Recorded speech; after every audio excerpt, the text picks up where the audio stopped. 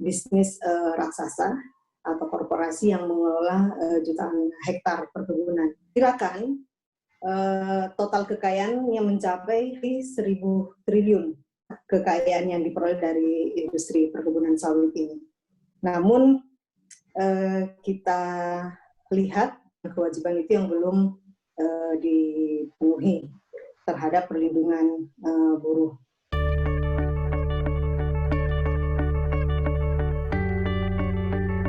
Terima kasih Bang Masdon. Tadi yang kita tunggu itu sebenarnya hidup buruhnya tadi itu. Dari tadi ini belum ternyata keluar juga di akhir. Bapak Ibu sekalian, ada beberapa pertanyaan yang muncul tadi. Kalau boleh ini ada dari Bang Eko nih bicara soal APD-nya apa sih yang tidak disediakan. Mungkin nanti Bang Masdon bisa respon setelah tanya jawab ya. Di Longsum katanya itu ada jatah sepatu dikurangi, itu juga ini. Itu ada cerita juga dari Kalbar soal TKA tenaga kerja yang ada di luar ya, migran ya, itu diminta pulang oleh Pemda setempat. Nah, Bapak Ibu sekalian nanti bisa juga menggunakan fasilitas selain chat ini juga bisa menggunakan fasilitas raise hand. Narasumber yang terakhir Ibu Indah Fatinaware, silakan Bu Indah. Assalamualaikum warahmatullahi wabarakatuh. Waalaikumsalam. Kita ketahui bahwa memang minyak sawit Indonesia itu masih menjadi sumber devisa dari ekspor minyak sawit. Nah, sejumlah kelompok bisnis di sini sekitar 30 grup bisnis raksasa atau korporasi yang mengelola jutaan hektar perkebunan yang diperkirakan total kekayaan yang mencapai hampir atau mendekati 1.000 triliun kekayaan yang diperoleh dari industri perkebunan sawit ini. Namun kita lihat masih banyak kewajiban itu yang belum dipenuhi terhadap perlindungan buruh.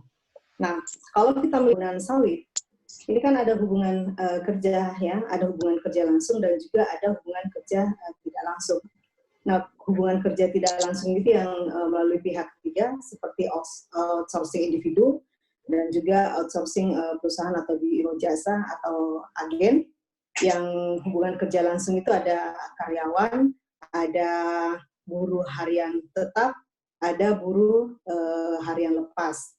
Nah, di antara buruh harian tetap dan buruh harian lepas, ini sebenarnya masih ada yang kita sering sebut itu buruh hantu atau ghost yang tidak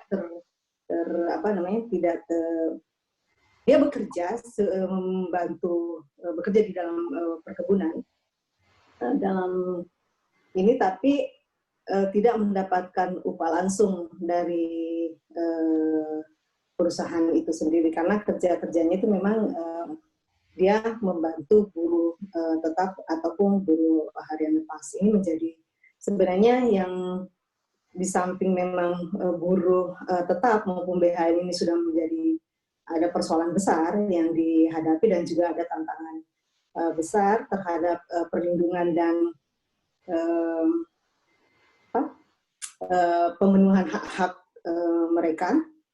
Nah, paling ini juga adalah yang buruh hantu ini, yang kita sering bilang buruh ghost labor. Nah, Bapak Sumarjono menyampaikan bahwa dari DAPI bahwa perkebunan sawit sudah melakukan protokol penanganan COVID ya. Tapi di sisi lain kita masih menemukan fakta-fakta lapangan sebagaimana tadi diungkapkan oleh Bang Masdon dan juga ada beberapa yang saya juga ungkapkan. Kemudian Presiden juga sudah meminta pengusaha tidak melakukan PHK. Tentu saja termasuk perusahaan perkebunan ya. Namun ada fakta di beberapa perusahaan perkebunan, baik di Kalimantan, Sumatera, itu justru melakukan PHK karena dianggap bahwa produktivitas rendah dan mengalami nilai ada kondisi di mana penjualan itu kegiatan ekspor kita menurun karena adanya COVID-19 ini. Nah juga ada ini ya kontraproduktif juga di mana Menteri Tenaga Kerja kalau tidak salah itu menyatakan perusahaan bisa menunda atau membayar THR secara bertahap. Nah ini juga sudah direspon oleh beberapa perusahaan perkebunan yang sudah menyampaikan kepada pekerjanya atau buruhnya bahwa THR mereka akan membayar secara bertahap. Nah ini kan tentu saja menjadi keluhan atau menjadi persoalan bagi buruh, di mana memang kita lihat di COVID-19 ini, walaupun tidak ada, kita belum mendapatkan informasi ya bahwa ada buruh yang PDP atau ODP, namun COVID-19 ini berimbas pada ekonomi dan akses pangan bagi buruh dan keluarganya. Nah, kalau misalnya terjadi penundaan pembayaran THR dan upah itu secara bertahap, apalagi tadi Bang Masrun sudah menjelaskan ini sampai 8, bisa mencicil sampai 8 kali. Ini tentu dalam situasi di sekitar perkebunan di mana ada krisis, sebenarnya sudah terjadi krisis pangan, sumber-sumber pangan itu mahal karena memang sekitar perkebunan sudah hampir tidak ada, banyak sekitar perkebunan sudah tidak ada lahan pangan yang bisa diakses, sehingga sumber pangan itu didapatkan dari daerah luar. Nah ini tentu berpengaruh terhadap harga ya, di mana ada pembatasan-pembatasan juga transportasi dalam mobilisasi pangan ini atau distribusi pangan. Nah ini dua persoalan ini, satu ada keterbatasan ketersediaan stok pangan di perkebunan, tentu buruh mendapatkan imbasnya, dan kemudian di sisi lain ada pengurangan pembayaran upah dan pembayaran THR secara bertahap. Tentu ini satu tantangan atau satu persoalan yang dihadapi oleh buruh, yaitu tadi sumber makanan atau sumber pangan yang sudah melonjak harganya karena teori supply demand. Ini akan sangat berpengaruh ya, ketika permintaan tinggi kemudian supply-nya rendah, pasti harga akan naik. Nah ini fakta-fakta yang kita temukan di lapangan juga, di mana tadi disebutkan bahwa ada protokol penanganan COVID-19 ini, di mana fasilitas pelindung harus disediakan oleh perusahaan. Nah, di lapangan kami juga menemukan bahwa fasilitas pelindung yang disediakan ini sangat minim. Bahkan sebelum COVID pun ini terjadi, sebenarnya ini sudah menjadi persoalan, di mana apalagi bagi BHL ya, buruh harian lepas, di mana mereka tidak disediakan kayak sarung tangan, seperti sarung tangan, masker.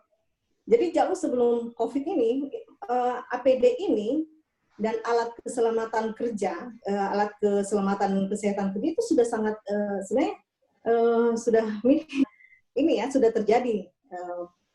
Fasilitas yang menjadi persoalan, ditambah dengan adanya situasi COVID ini yang juga resiko bukan hanya terpapar dari bahan-bahan beracun atau pestisida dan herbisida yang digunakan oleh buruh, tapi kan ada virus-virus yang gentayangan di sekitar mereka yang mereka juga mungkin berisiko tinggi, walaupun sebenarnya belum ada ya kasus atau laporan yang kami peroleh bahwa ada buruh yang PDP atau ODP atau kena COVID ini. Nah, itu tadi. Kemudian di mana BHL ini adalah mayoritas perempuan yang paling rentan terkena dampak kesehatan dan dampak ekonomi karena minimnya fasilitas dan juga perlindungan dan juga upah mereka juga sangat rendah. Nah, sejumlah tadi Presiden sudah menginstruksikan bahwa tidak boleh melakukan PHK, tapi fakta di lapangan sejumlah perkebunan itu melakukan PHK atau pemutusan hubungan kerja. Nah, itu persoalan-persoalan yang sebenarnya saya menambahkan saja ya, karena tadi Bang Maslon sudah mengeksplor sangat banyak kondisi-kondisi buruh di lapangan. Kami dari Sawit Watch itu mendorong sebenarnya tanggung jawab negara dan korporasi, di mana pemerintah harus menjamin ketersediaan kebutuhan dasar bagi buruh, bagi semua masyarakat, dan juga bagi khususnya bagi buruh di sekitar di perkebunan.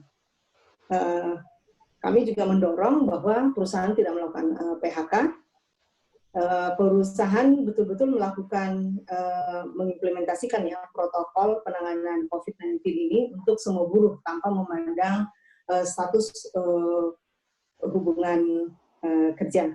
Dan juga yang berikutnya adalah pemerintah dan perusahaan itu menjamin ketersediaan masker, hand sanitizer,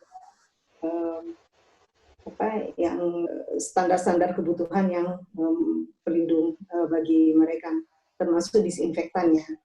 Nah, kami juga mendorong sebenarnya karena ada selama ini yang mendapatkan keuntungan dari industri perkebunan sawit ini bukan hanya perusahaan perkebunan, tapi juga ada buyers, yaitu ada Unilever, Nestle dan sebagainya. Ini juga harusnya bertanggung jawab atas perlindungan buruh perkebunan sawit. Nah, kemudian transparansi atas informasi keuangan dan data perusahaan juga harus dilakukan. Perusahaan memastikan buruh yang terkonfirmasi dilindungi dari perlakuan diskriminatif ya. Dan pentingnya ada, nah ini juga sebenarnya harus ke depan di jam sostek ini itu mungkin tidak hanya bicara tentang bagaimana pasca buruh atau setelah mereka tidak bekerja lagi yang dijamin dalam jam sostek ini, yaitu bagaimana sih masih gini, bahwa di jam sostek ini harusnya mengcover juga perlindungan buruh dalam kondisi luar biasa atau kondisi force majeure yang seperti halnya dalam kasus COVID-19 ini. Nah, mungkin ke depan ada situasi darurat lainnya, misalnya di sekitar perkebunan terjadi bencana alam, bencana apa namanya, juga menghambat kerja-kerja buruh sendiri dan juga menghambat ekonomi buruh itu. Nah, ini yang kita bilang tadi, yang saya bilang tadi, kondisi force majeure ini. Nah, mestinya itu juga sudah dipikirkan bagaimana dalam kondisi force majeure ini itu masuk dalam perlindungan ke depannya, asuransi ataupun jam sostek itu. Nah, itu mungkin yang usulan dari Sawit Watch. Terima kasih moderator, saya kembalikan.